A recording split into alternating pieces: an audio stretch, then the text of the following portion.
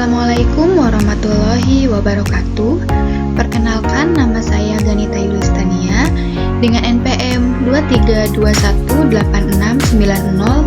23218690452013 dari jurusan Matematika PPG Prajabatan 2023 Universitas Siliwangi. Pada mata kuliah Filosofi Pendidikan Indonesia dengan dosen pengampu Bapak Dr. Haji Supratman DRS MPD dan Bapak Dedi Nurjamil MPD.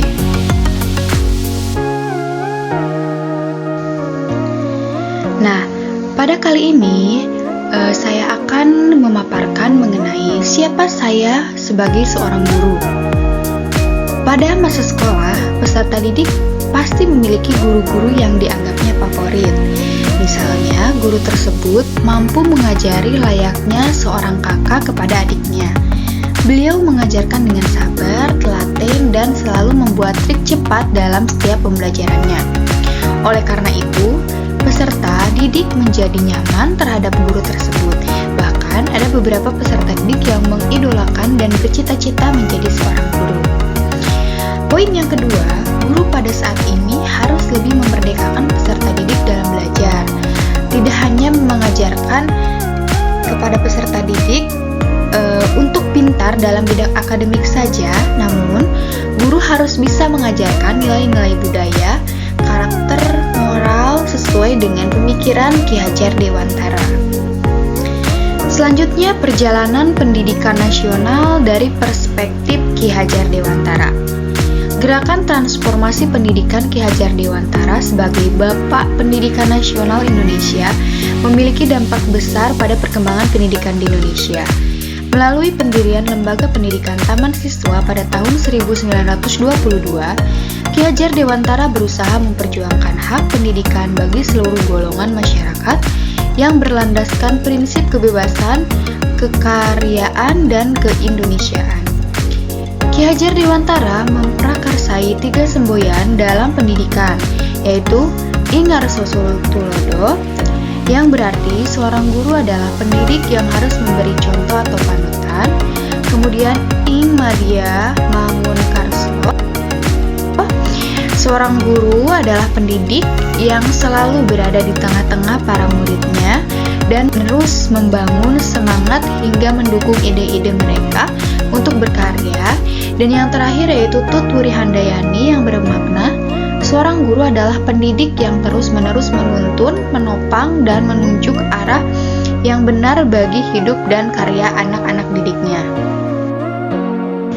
Selanjutnya, argumentasi kritis perjalanan pendidikan nasional. Yang pertama, adanya perbedaan kualitas yang dimiliki oleh satuan pendidikan. Setiap satuan pendidikan memiliki fasilitas dan kualitas pendidik yang berbeda-beda. Peserta didik banyak yang berminat untuk memilih sekolah yang dianggapnya favorit dengan fasilitas yang baik, walaupun jaraknya jauh dari tempat tinggalnya. Hal ini menyebabkan tidak meratanya distribusi peserta didik. Peserta didik yang memiliki kecerdasan di atas rata-rata cenderung diterima di sekolah favorit. Sedangkan peserta didik yang memiliki kecerdasan rata-rata berada di sekolah yang dianggap kurang favorit. Dampaknya terjadi kesenjangan antara peserta didik yang sebetulnya sama-sama unggul, tetapi peserta didik yang bersekolah di sekolah yang biasa saja dianggap memiliki prestasi yang biasa saja. Yang kedua, kurangnya ruang untuk kreativitas dan penjelajahan. Pendidikan saat ini mungkin belum memberikan ruang yang cukup bagi peserta didik untuk mengeksplorasi minat dan bakatnya. Hal ini dapat menghambat kemandirian siswa dalam menyelusuri bidang yang diminatinya. Misalnya, ada sekolah yang tidak memiliki laboratorium pembelajaran, jadi cenderung monoton dan hanya menggunakan metode ceramah. Keterampilan dan kreativitas peserta didik menjadi kurang berkembang. Yang ketiga, kurangnya pendidikan karakter. Pendidikan pada saat ini cenderung berfokus pada bidang akademik daripada pendidikan karakter. Sehingga peserta didik menjadi kurang memahami nilai-nilai dan etika yang seharusnya sudah dikuasai oleh mereka.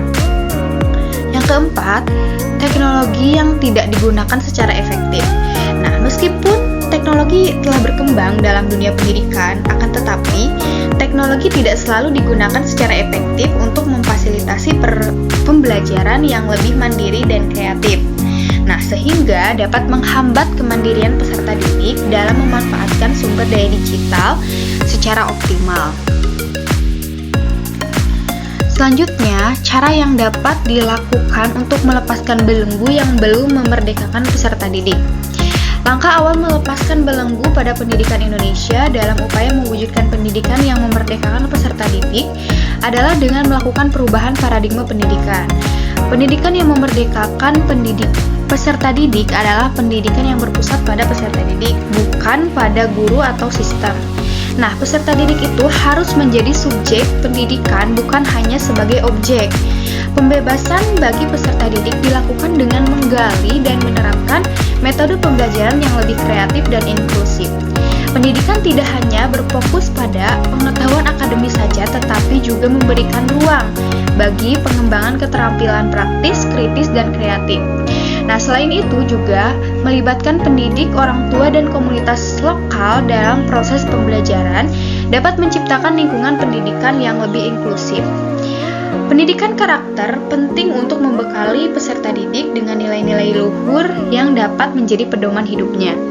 Dukungan dari berbagai pihak dapat membantu mengatasi tantangan seperti kesenjangan akses terhadap pendidikan dan ketidaksesuaian antara kurikulum dan kebutuhan aktual siswa.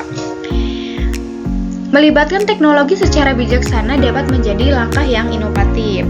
Integrasi teknologi dalam pembelajaran dapat membuka akses ke informasi global, memotivasi peserta didik, dan menciptakan suasana pembelajaran yang lebih menarik.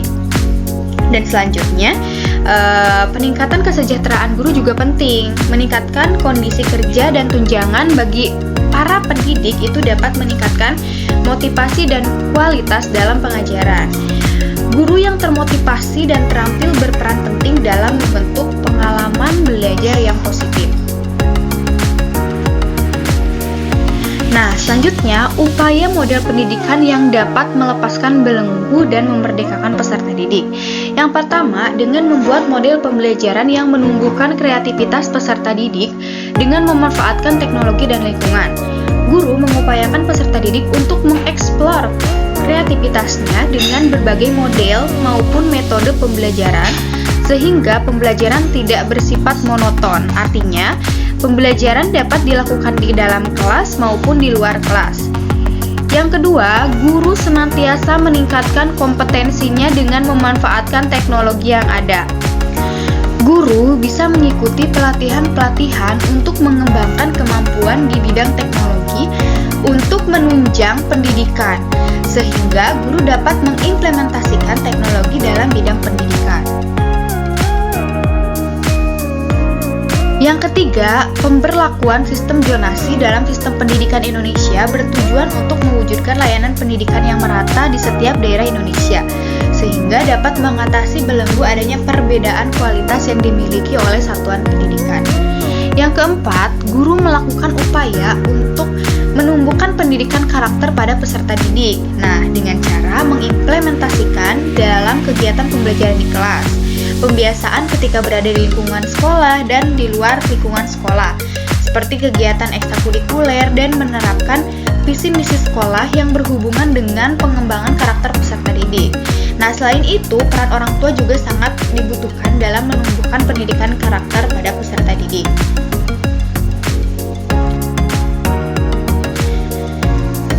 Elaborasi perjalanan pendidikan nasional. Langkah awal melepaskan belenggu pada pendidikan Indonesia dalam upaya mewujudkan pendidikan yang memerdekakan peserta didik adalah dengan melakukan perubahan paradigma pendidikan. Pendidikan yang memerdekakan peserta didik adalah pendidikan yang berpusat pada peserta didik, bukan pada guru atau sistem.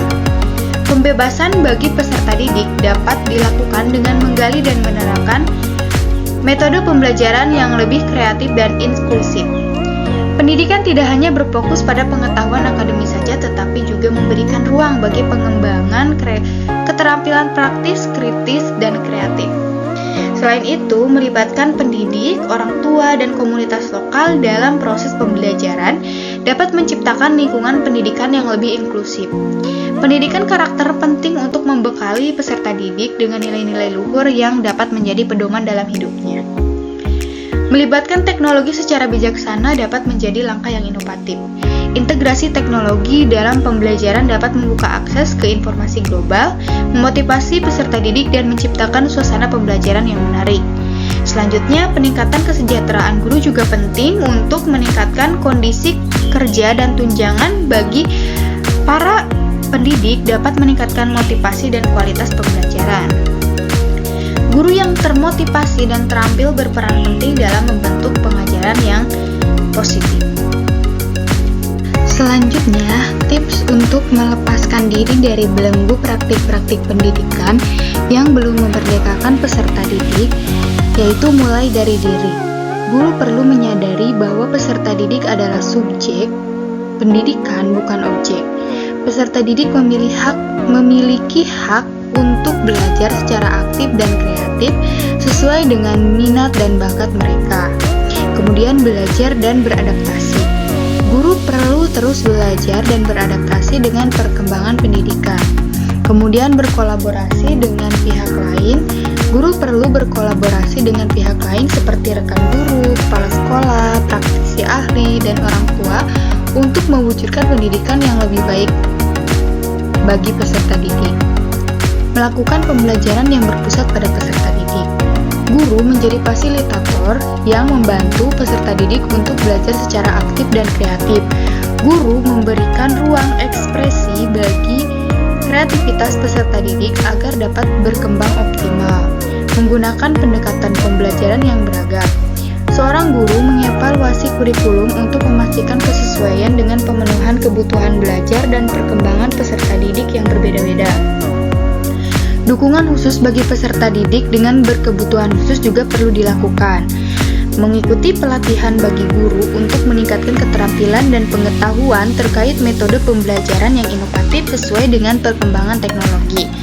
Melakukan evaluasi berkelanjutan terhadap praktik-praktik pembelajaran untuk memastikan bahwa perubahan yang diimplementasikan memberikan dampak yang positif.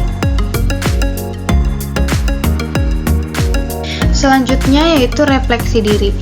Dari pembahasan pada fase mulai dari diri, eksplorasi konsep, ruang kolaborasi, dan demonstrasi kontekstual, seorang guru merupakan profesi yang sangat mulia.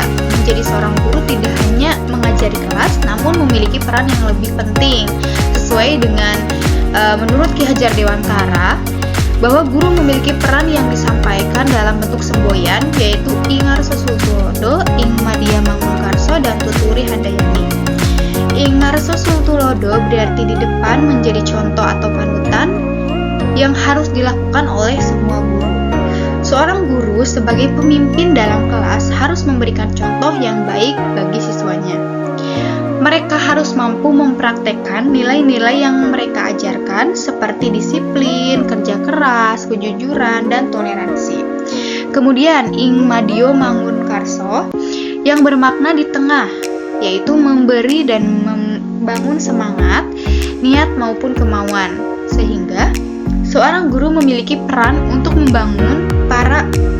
membantu para siswa menemukan potensi diri yang bisa mereka kembangkan. Semboyan yang terakhir yaitu Tuturi Handayani